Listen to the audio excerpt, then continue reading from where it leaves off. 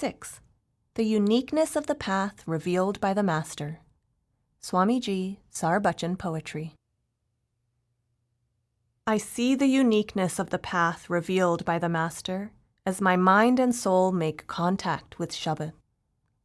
Absolutely everyone claims they follow Gurmat according to their individual understanding of it. Footnote: Gurmat, the path, teachings, and wisdom of the Guru. End footnote. Sikhs say they follow Gurmat because they wear a comb, iron bangle, long hair, and so on. Muslims say they follow Gurmat by keeping the annual fast and saying daily prayers. That is Gurmat for them. Hindus say they follow Gurmat too, by carrying out rituals, cleansing the inside and outside of the body, reciting scriptures and mantras, doing austerities and daily ablutions. For them, that is Gurmat. They give particular emphasis to bathing, and some of them recite mantras 1,000 times. Others recite from the Gita or the Bhagavat. Some do one thing, some do another. So everybody says they are following Gurmat. But nobody follows the real Gurmat. Swamiji says that Gurmat is unique and tells us what it is. Mind and soul make contact with Shabbat. Here, between the two eyebrows, mind and soul are knotted together. Gurmat begins when mind and soul go inside and catch hold of the Shabbat. Attaching the mind and soul to the Shabbat, putting the soul in touch with the Shabbat, that is Gurmat.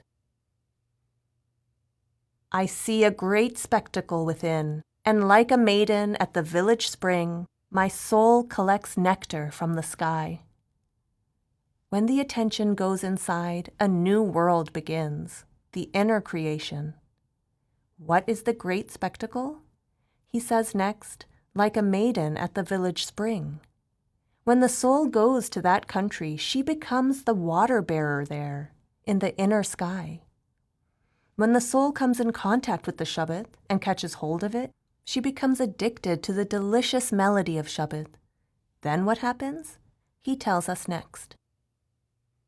I have drunk this nectar to my heart's content, thoroughly soothing my body and mind. From within, the Shabbat trickles nectar. In fact, Shabbat is nectar. He says, the soul that earlier used to like drinking sweet and sour water in the outer world goes on upwards now that it has drunk Shabbat, thoroughly soothing my body and mind. Before, the soul was burning up in the fires of desire and worldly hopes. Now that it has gone inside, a relationship with Nam has been established. The mind, which wandered outwards for so many lifetimes, has now become cool. In the same way, the body has become cool too. So he says, the soul has let go of the sweet and sour pleasures of the world and developed a relationship with Nam. The thieves have stopped their plundering. They find themselves on fire. When the owner of the house was out, lust, anger, greed, attachment, and egotism, 5 great robbers, were busy robbing the house. When the owner goes inside himself, these thieves all go out. When the owner is awake, who are they going to rob? Hazur Maharaj used to say that they tell you when they leave. Inside you, these 5 passions are busy playing. Until all 5 have come out, the soul cannot go in. Once the soul is established as ruler, peace prevails. They find themselves on fire. As long as the owner is outside, they do not let him come in. When the owner wakes up, they immediately leave. They have to flee for their life, so they leave the house. For some, the nectar is nectar. For others, it is poison. For lust, anger, and so on, it is poison. And for the soul, it is nectar. The real owner of the home is now awake within, with the merciful Shabbat standing guard. Now who has come in place of lust, anger, and the others? He says serenity, contentment, and so forth. When dacoits take over a town, it becomes lifeless and uninhabited. the shops and other places close down. When they go away, the town comes back to life and the shops and offices open up again. In the same way, when lust goes away, serenity comes in its place. And in place of anger comes forgiveness. In place of greed comes contentment. In place of attachment comes discrimination. In place of egotism comes humility, and the whole town starts living in peace and harmony once more. With the merciful Shabbat standing guard. When the police are in charge, the town comes alive. Now that Shabbat rules within, both mind and body are cool, serene. My mind rejoices in singing the praises of the Lord. It hears the Shabbat and soars into higher regions. The same mind that used to wander around outside, restless for trifles and with unending wishes and desires, has now begun to taste the elixir of Nam. It experiences a happiness that cannot be described. It catches hold of the melody of Nam and sets off for home, and the soul also goes with it. Unless the mind makes a move, the soul cannot either. The mind doesn't allow it to go inside. But when, by the Guru's grace, the mind turns inwards, the soul also goes with it.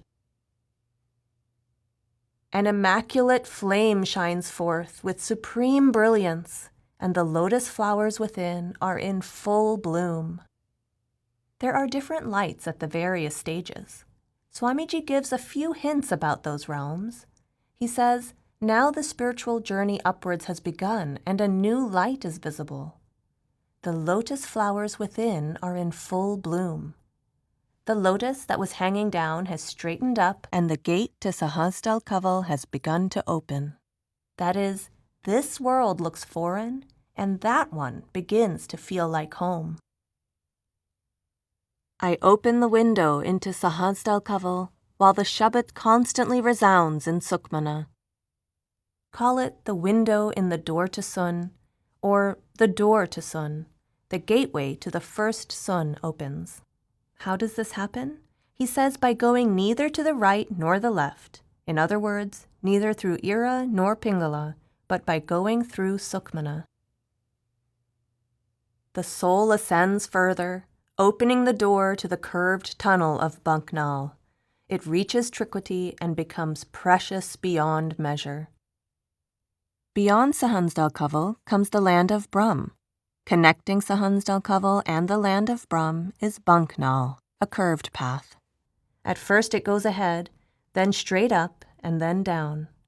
He says the soul passes through it and comes to the land of Brahm.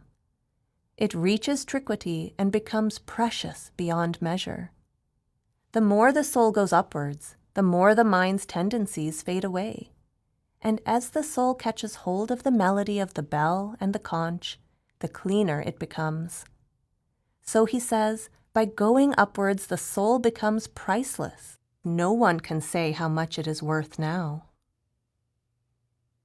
Like a pawn seller sorting through beetle leaves, the Shabbat melody sifts and purifies the soul within. Footnote: a pawn seller sells chewing ingredients wrapped in a beetle leaf. End footnote. You have to stay in Trikwati for quite a while, because until the store of Sinchit karmas is finished, you have to remain there. Like a pawn seller going through each and every pawn leaf, cutting off the parts that have gone bad, and keeping the clean bits. As the soul goes up, it is constantly cleansed by the melody at that level. Or it's like grain that's mixed in with dirt, grit, and other rubbish. The women put the grain in a winnowing tray and toss it so the dirt falls out. The melody is the winnowing tray, and the soul has been put inside it. He says that through Shabbat, all the bad grains are separated and removed. How can I sing the praises of Gurup Pad? Its beauty constantly urges me on.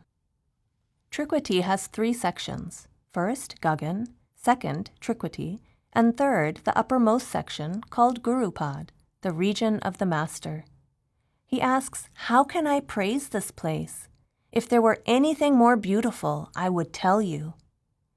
When it reaches here, the nature of the soul changes more and more into the melody, the dune. Maharaj Singh, used to give the example of the python, which does not chase its prey, but attracts it through its attention. In the same way, the master just sits there and attracts his souls. This compelling story is beyond telling. Neither gods nor humans nor the silent sages can fathom its glory. Swamiji says, this is a high state. Gods and goddesses do not attain it, nor do ordinary people, sages, and ascetics. This compelling story is beyond telling. There it is, wondrous, just wondrous. Compared with this world, all you can say is, it is wondrous, simply wondrous. My soul gets absorbed in the Shabbat of Sun as it tunes in to the enchanting strains of the Kingri. Now comes Daswandwar. Its melody is the Kingri, a stringed instrument. The soul has risen above powerful Maya. It has gone above the domain of Brahm, broken away from the company of the mind.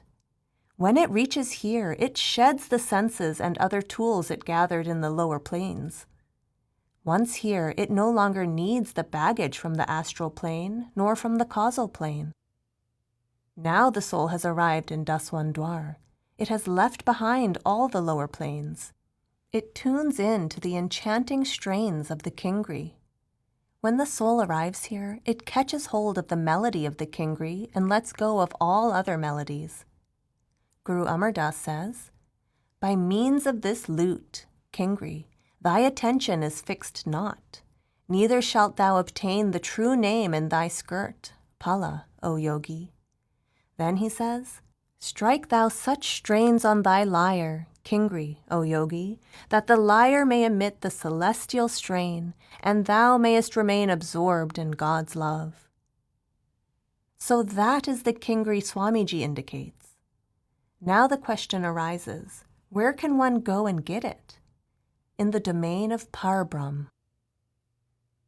Penetrating the barrier of Mahasun with the Master's grace, my soul marvels at that glorious region. So this is the state in Mahasun, which is above Daswandwar. It's a region of darkness, complete darkness. It is so dark that although the soul has the light of 12 suns there, it still cannot cross. The wonderful thing there is that the soul can only go across with the light of the Master. And this is in spite of the soul making so much progress and having the light of 12 suns. Still it does not have the power to go across. What is needed is a lover of Nam who has come from above and, if he so wishes, takes the soul with him. Otherwise, there is no way the soul can go on its own. Ascending with the current, I reach Banwar Gufa, where I unite my soul with Sohang Shabbat. The sights of Sun are mentioned in Sukhmani Sahib, in the Guru Granth Sahib. Next comes Banwar Gufa. The soul catches hold of the rope of the melody that resounds there. The governor of that land is called Sohang. It's a way to describe him. So-ham. What you are, that am I. When the soul reaches there, it sees that it is the same as the Lord. He is an ocean, I am a drop of him. Now there are 3 Sohangs. One is in the body, the second is in And, the third is the one Swamiji is describing. There are 3 sets or sections. First, the 6 chakras or energy centers of Pind. Second, the 6 chakras of And. Third, the 6 chakras of Brahmand. We are sitting here in a reflection of a reflection. Who goes beyond it? If anyone, it's a follower of the Shabbat path. If the rope has come loose from the hook, can anyone climb it? No one. Only a person who catches hold of the rope of Shabbat can go up. Reaching Satguru Pad, I now know firsthand the truth of that region. No words can describe its grandeur. Now the soul has gone beyond Banwar Gufa and has reached Satlok. That is Gurup Pad, the region of the true master. The real master of Sant Mat lives there. Guru Arjan says the same thing when he begins Sukhmani Sahib. I bow unto the primordial Guru. I bow unto the Guru of the primal age. I make obeisance unto the true Guru. I pay homage unto the venerable divine Guru.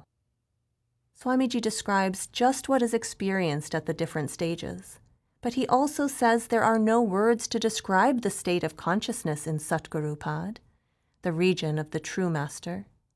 When millions of suns and millions of moons cannot compare with a single hair of his, what can I say?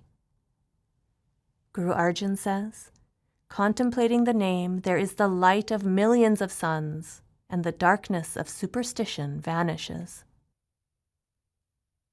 My soul proceeds, marveling at row upon row of suns and moons.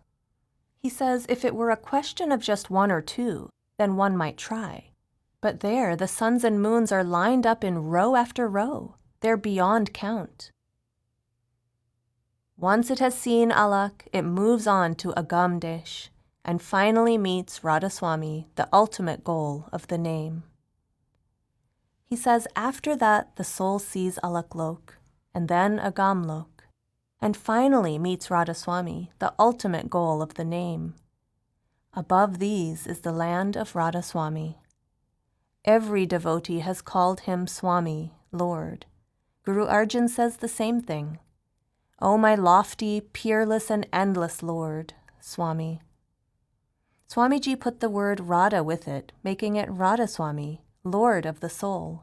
But we should not go by words. We should go by reality. Guru Nanak also tells us, Thou art the immortal Lord. Over thy head death is not.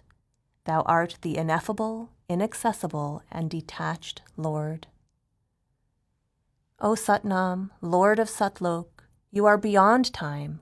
You do not have Kal, the Lord of death, standing over you. You alone are unperceived, the invisible one. It is you, the inaccessible one. You are extraordinary, unique. Until now, nobody has sung of the mystery of the uniquely wonderful state I have attained. It's a most exceptional person who reaches this last region I have described. That doesn't mean no one has ever reached there. It's like people saying no one has ever reached the top of the Himalayas.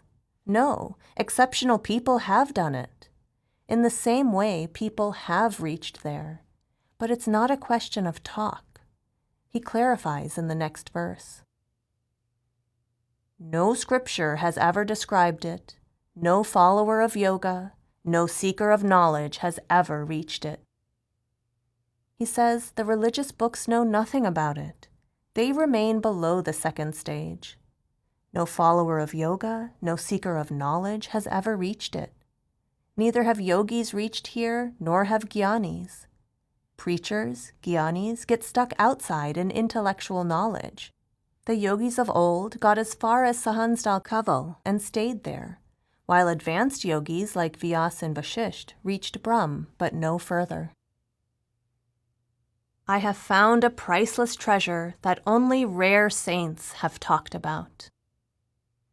If the line, until now nobody has sung of the mystery, were literally true, that is, no one has ever reached there, then he would not have said this line. Only rare saints have talked about it. He says that this thing is beyond price. The exceptional adept has reached here.